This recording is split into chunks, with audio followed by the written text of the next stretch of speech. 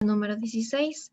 El día de hoy es 30 de enero de 2020. El nombre de la parashá es Beshalach, que significa en el enviar de o en el despachar de. Comprende los capítulos de Éxodo 13, versículo 17, hasta el capítulo 17, versículo 16. El capítulo 13 le he nombrado como la columna de nube y de fuego. El capítulo 14 es sobre los israelitas cruzan el Mar Rojo. El capítulo 15 es el cántico de Moisés y de María. El capítulo 16 es Dios da el maná. Y el capítulo 17 es el agua de la roca y la guerra con Amalek. En palabras o conceptos claves he puesto Hamushi, que está en Éxodo 13:18, que significa de a 50. También hay Bayisaku,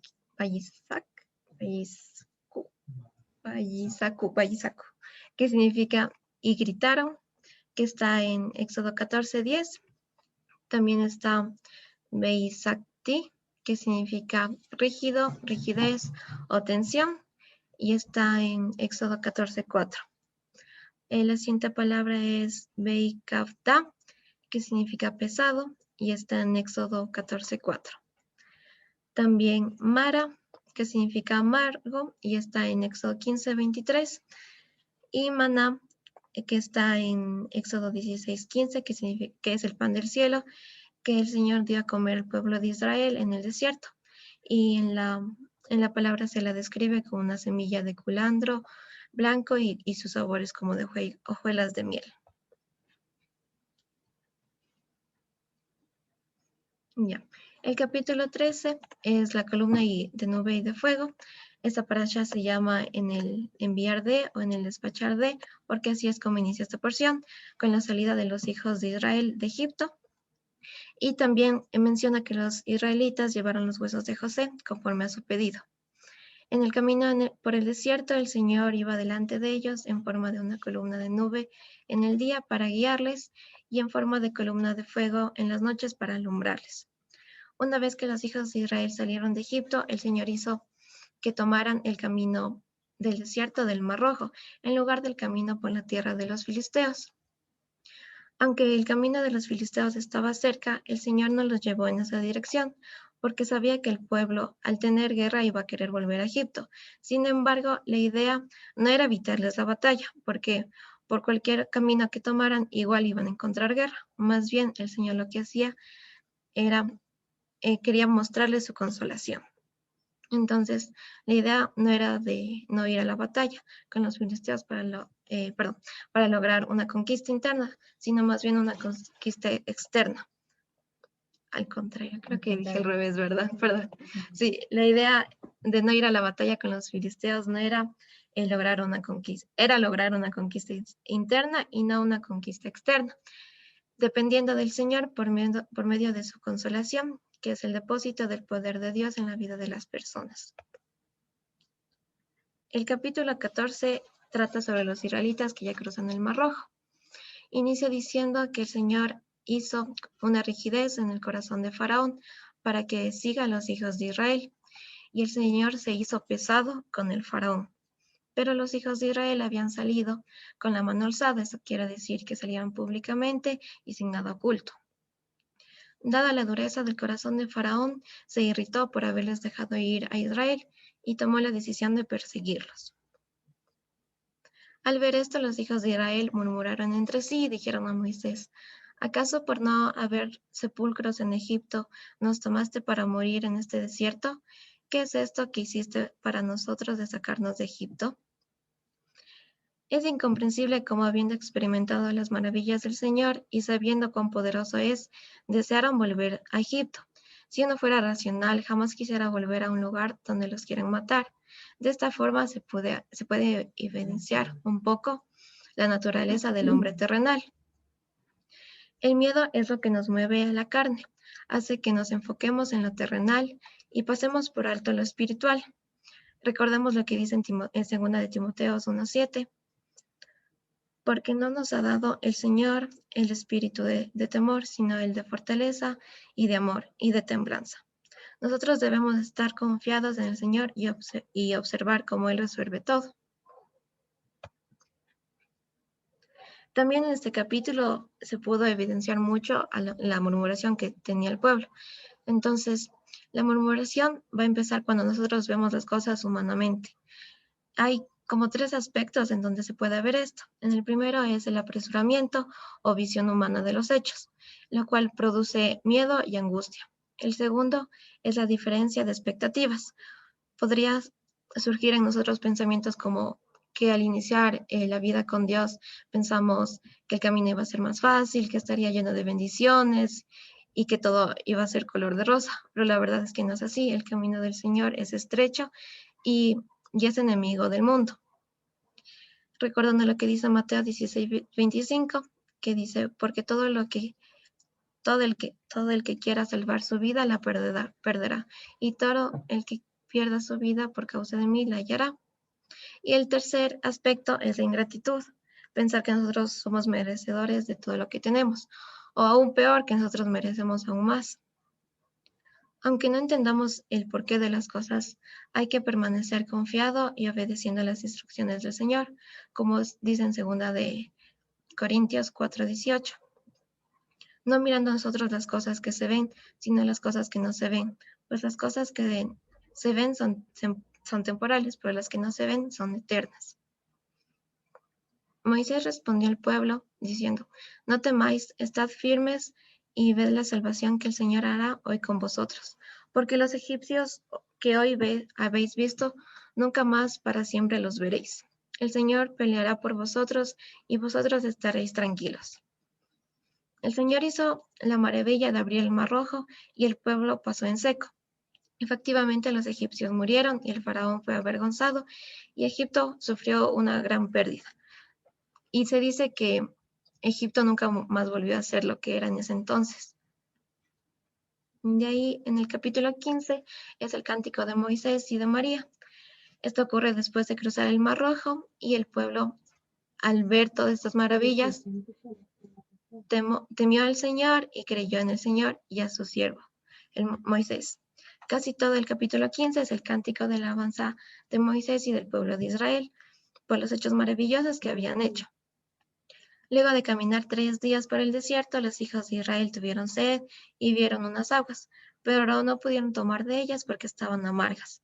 Por eso es que llamaron aquellas aguas Mara, por cuanto eran amargas. El Señor dice a Moisés que coloque en ellas una rama de un árbol que le indicó, y las aguas se endulzaron. Israel bebió de las aguas, y Moisés les dio instrucciones diciendo, si escucharas atentamente la voz del Señor tu Dios, y haceres lo que es correcto ante sus ojos, y escuchares sus mandamientos, y guardares todos sus estatutos, no te enviaré ninguna de las enfermedades que envíes sobre los egipcios, porque yo, el Señor, soy tu sanador. Y así es como acaba el capítulo 15. Y el capítulo 16 trata sobre el maná. A los 15 días del segundo mes de haber salido de Egipto, el pueblo murmuró contra Moisés y contra Aarón por la falta de comida. Dios dice a Moisés que hará llover pan del cielo, y el pueblo saldrá y recogerá diariamente la porción de un día. Mas el sexto día deberán recoger el doble, porque el séptimo día el Señor dio instrucción de no recoger maná. Luego el pueblo murmuró por carne, y el Señor envió codornices. Sin embargo, algunos sí dejaron para el día. En esa parte de lo que Dios les había dicho, que el sexto día recogieran el doble, ahí, y que no dejen, o sea, los días comunes del 1 al 5.º día debían solo coger la porción de ese día. Sin embargo, hubo algunos que sí dejaron el día siguiente, y cuando pasó eso se les llenó de gusanos. Y en cambio, cuando algunos no recogieron el sexto día, decidieron salir el séptimo día para recoger maná, pero no encontraron nada. Cada uno más o menos debía recoger un gomer, que es una décima. Sí, sí. Bueno, cada uno debía recoger lo que cada uno pueda comer. Y además también pidió que recogieran un gomer, que es la décima parte de un efa, que fue guardado delante del testimonio, a fin de que las próximas generaciones miren el pan que el Señor dio al pueblo de Israel cuando lo sacó de Egipto. En el capítulo 17 habla sobre el agua de la roca y la guerra contra Amalek. Cuando acamparon en Refidim había escasez de agua y el pueblo nuevamente protestó a Moisés. Moisés clamó al Señor, quien le indicó que golpee la peña en Horeb, y de ella salieron aguas y el pueblo pudo tomar agua. Amalek salió y peleó contra Israel en Refidim.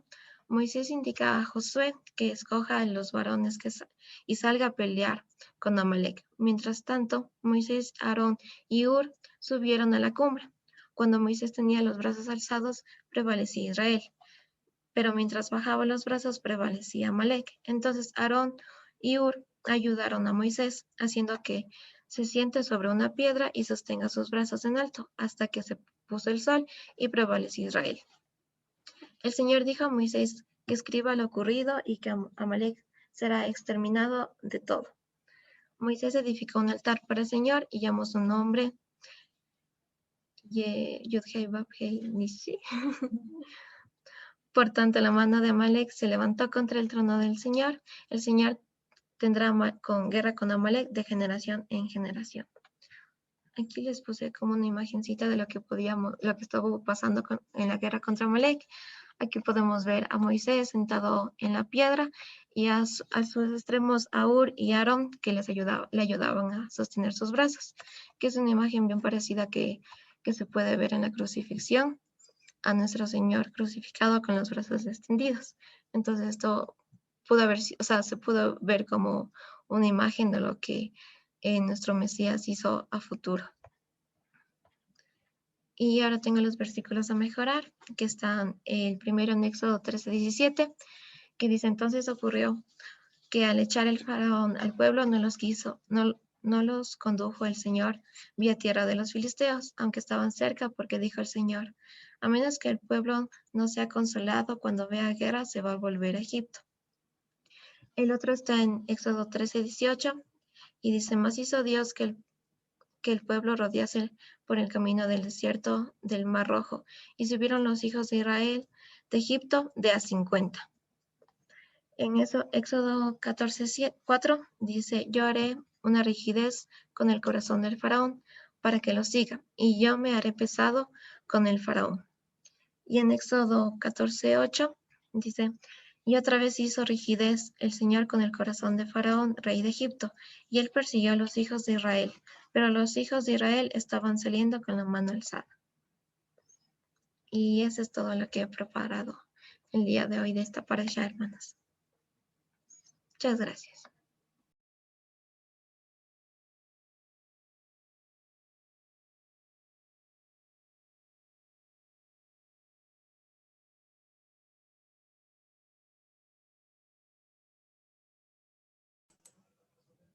No se escucha, Josuecito. Pequeño detalle, sí, ahora sí. Ya. No oigo. Ok, ahora sí, decía que gracias, Dianita, que Dios te bendiga mucho por lo que nos ha podido compartir. Y pues que sí, en el resumen que ha hecho Dianita, pues está básicamente lo más importante de toda la porción. Y nada más ahora vamos a ver algunos detallitos que vale la pena que podamos revisar. E igualmente recuerden, hermanos, que en cualquier momento que ustedes puedan intervenir, pues hay la libertad para hacerlo, ¿no? Es un estudio más bien abierto en donde todos podemos participar y debemos participar, así que no es la idea que yo hable y después las preguntas, ¿no? No es una conferencia ni nada por decirlo, sino más bien es todo dinámico. Así que ahí vamos. Bien, la porción, como bien lo dijo Dianita, comienza en el versículo 17 del capítulo 13. Y siempre vale la pena, me gusta mucho recalcar el tema de que nuestra reina Valera pone siempre, ¿no? Dejó ir, ¿no? Que el faraón dejó ir, pero no es el tema de que dejó ir, porque, no sé, me da la impresión de que como que el faraón, como que fue un pedido de permiso al faraón, ¿no? Como el faraón deja ir al pueblo, ¿no? Deja ir al pueblo, cuando en realidad era una orden. Envía, despacha al pueblo y me servirán, ¿no? Despacha al pueblo, envíalo y me servirán, ¿no? Y aquí al final dice, pues, el faraón envió al pueblo y Dios no los guió por el camino de la tierra de los filisteos, o de la tierra de Filistea, dice más bien, ¿no? Que estaba cerca, porque dijo Dios, a menos que sea consolado el pueblo, al ver la guerra, se volverá a Egipto. Así dice, ¿no? Y desde ahí en nuestras Reinas Valeras noten ustedes que dice diferente. Luego de los dos puntos diciendo que no le llevó por la tierra de los filisteos porque Dios da una sugerencia. Y ahí nada más como para que veamos que este tema del al menos, ¿no? Que nuestro hermano Eric nos permitió comprender esto, que el Señor le dio, ¿no? Esta palabra que aquí dicen a menos que, ¿no? A menos que o para que no, que nuestra Reina Valera ponen para que no, en hebreo es la partícula pen,